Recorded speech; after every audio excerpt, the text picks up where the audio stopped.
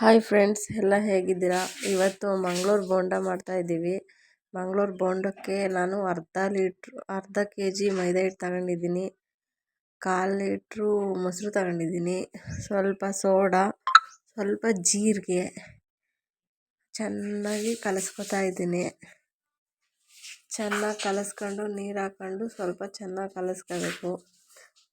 ಚೆನ್ನಾಗಿ ಕಲಿಸ್ಕೊಂಡ ನಂತರ ಅದಕ್ಕೆ ಕೊತ್ತಂಬರಿ ಸೊಪ್ಪು, ಕಾಯಿ, ಹಸಿಮೆಣ್ಸಿಕಾಯಿ, ಕರ್ಬೇವಿನ ಸೊಪ್ಪು ಇದನ್ನು ಹಾಕ್ಬಿಟ್ಟು ಚೆನ್ನಾಗಿ ಕಲಿಸ್ಕೊತಾ ಇದ್ದೀನಿ.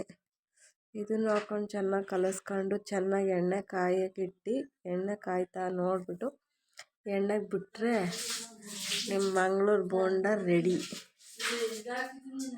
ಎಣ್ಣೆ ಕಾಯೋಕ್ಕಿಟ್ಬಿಟ್ಟು ಬಾಣಲೆಗೆ ಒಂದೊಂದು ಸ್ವಲ್ಪವಾಗಿ ಎತ್ತಿ ಬಿಟ್ಟರೆ ನೋಡಿ, ನಿಮಗೆ ಮಂಗಳೂರು ಬೋಂಡ ರೆಡಿ ಆಗುತ್ತೆ. ಚೆನ್ನಾಗಿ ಕುತ್ಕೊಂಡು ನಿಧಾನಕ್ಕೆ ಬೇಯಿಸ್ಕೋಬೇಕು.